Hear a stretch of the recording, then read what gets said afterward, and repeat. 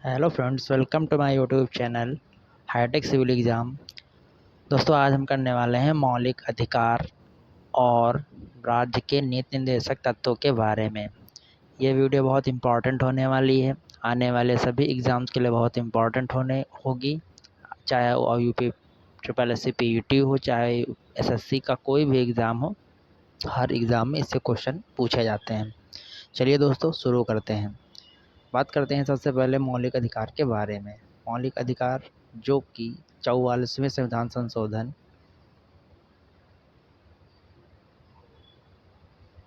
के अनुसार 6 मौलिक अधिकार दिए गए हैं।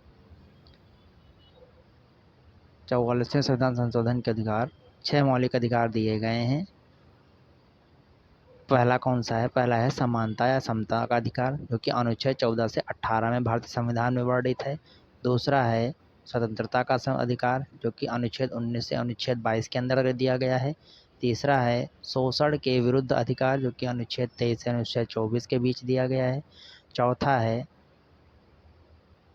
धार्मिक स्वतंत्रता का अधिकार, जो कि अनुच्छेद 25 से अनुच्छेद 28 के बीच में वर्णित है।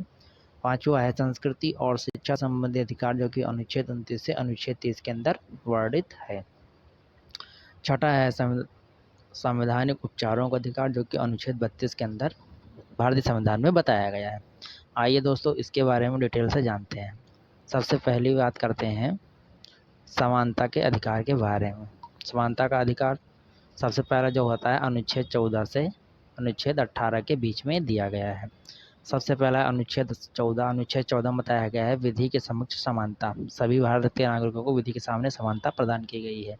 अनुच्छेद 15 में बताया गया है किसी भी व्यक्ति के साथ धर्म के नाम पर, जाति के नाम पर, लिंग के नाम पर, जन्म स्थान के आधार पर कभी भी भेदभाव नहीं किया जाएगा, उसका निषेध किया जाएगा। आर्टिकल 15 इस पर एक फिल्म भी बन चुकी है।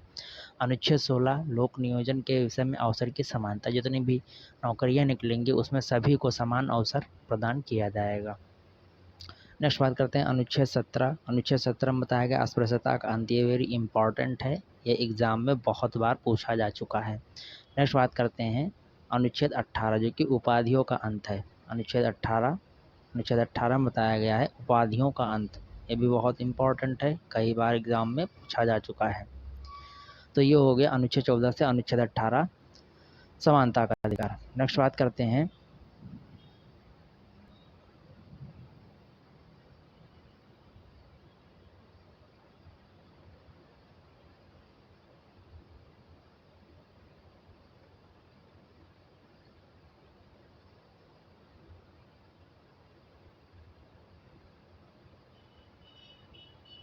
स्वतंत्रता का अधिकार।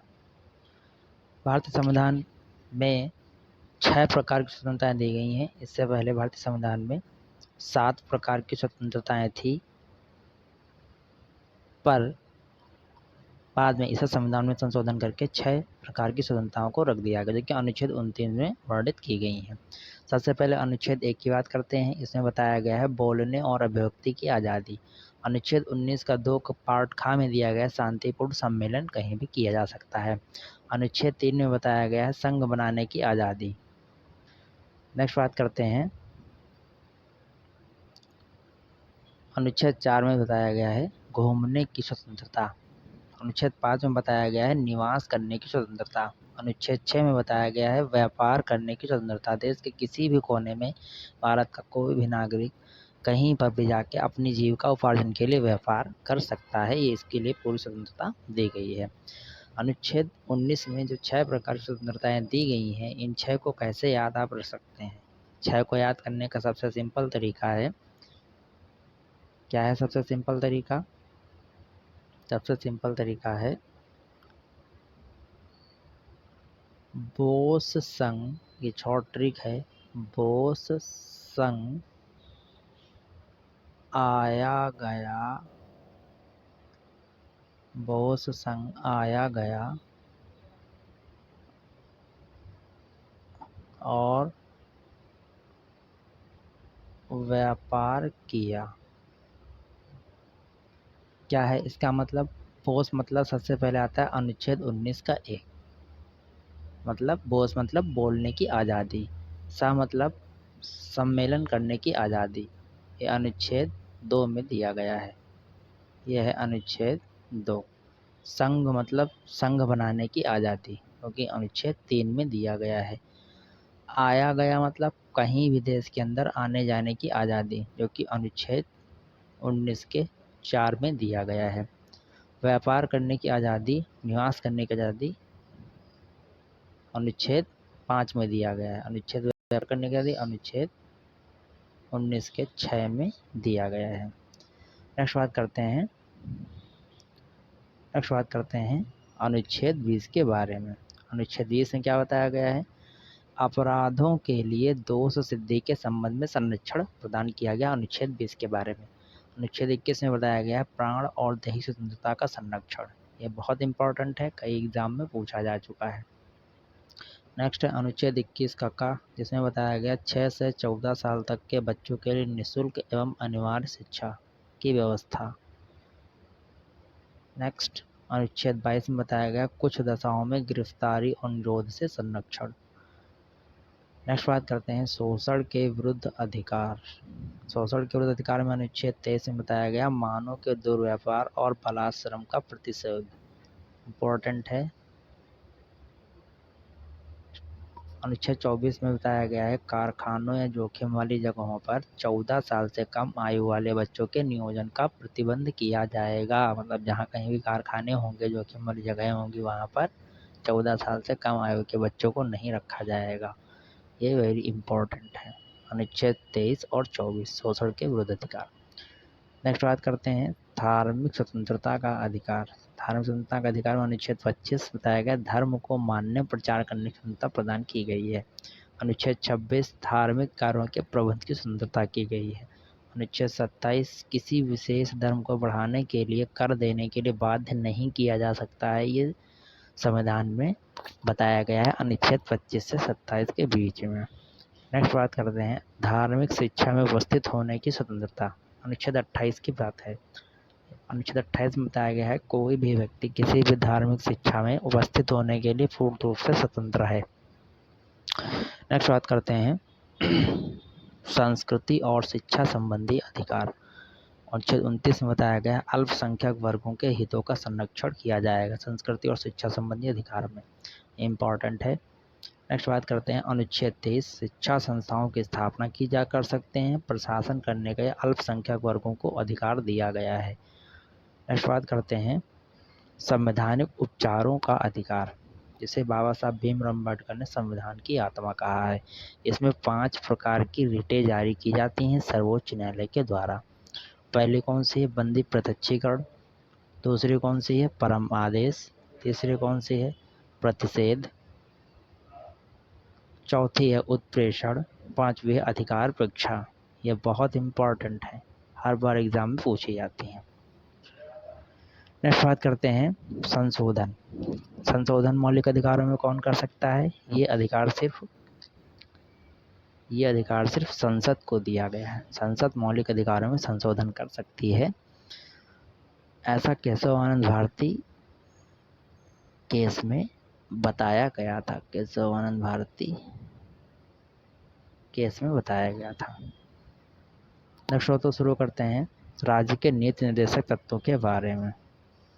राज्य के नीति निर्देशक तत्व क्या है? राज्य के नीति निर्देशक तत्व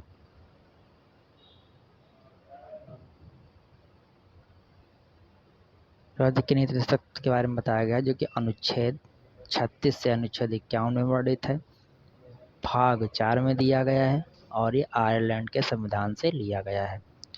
इसमें क्या बताया गया है? इसमें बताया गया है सबसे पहला आता अनुच्छेद 38 राज्य लोक कल्याण की अभिवृद्धि के लिए सामाजिक व्यवस्था बनाएगा।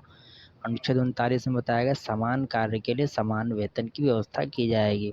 हर एक इंसान के लिए, चाहे वो पुरुष हो चाहे वो स्त्री हो, अगर समान कार्य कर रहा है तो उन दोनों को समान वेतन दिया जाएगा, ऐसा संविधान में बताया गया है। अनुच्छेद 39 के काम बताया गया है समान न्याय और निःशुल्क विधिक सहायता की व्यवस्था राज्य के या केंद्र सरकार के द्वारा की जाएगी। अनुच्छेद 40 बहुत इंपॉर्टेंट है, ग्राम पंचायत के गठन का प्रावधान किया गया है अनुच्छेद 40 में। नेक्स्ट बात करते हैं अनुच्छेद अनुच्छेद 41 में बताया गया कुछ दशाओं में काम, शिक्षा और लोक सहायता पाने का अधिकार प्रदान किया गया है। वेरी इंपॉर्टेंट है। नेक्स्ट अनुच्छेद 42 में काम की न्याय संगत और मानवोचित दशाओं और प्रसूति सहायता का प्रबंध किया गया है। अनुच्छेद 43 में बताया गया है कर्मकारों के निर्वाह मजदूरी का प्रावधान।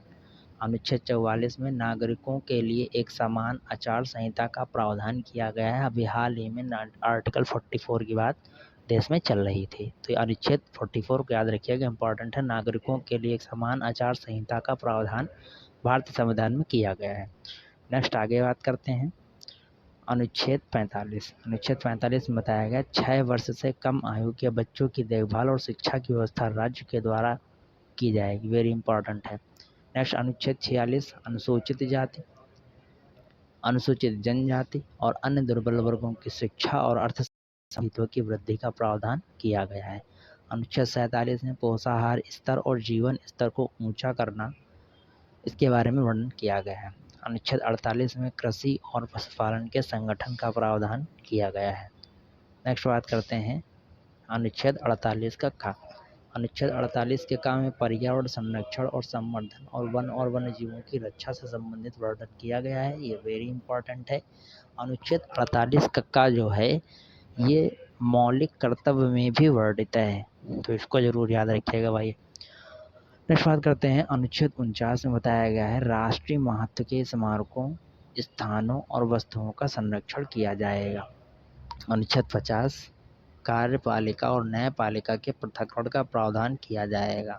अनुच्छेद 49 और अनुच्छेद 50, इसके अलावा अनुच्छेद 48 का ये तीनों ही बहुत ज़्यादा इम्पॉर्टेंट है। अनुच्छेद 51 में अंतर्राष्ट्रीय शांति और सुरक्षा की अभिवृद्धि के बारे में बताया गया है। तो ये हो गए दोस्तों राज्य के नीति निर्देशक तत्व और भारत संविधान के मौलिक अधिकार।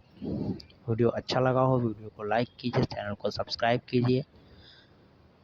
Thanks for watching.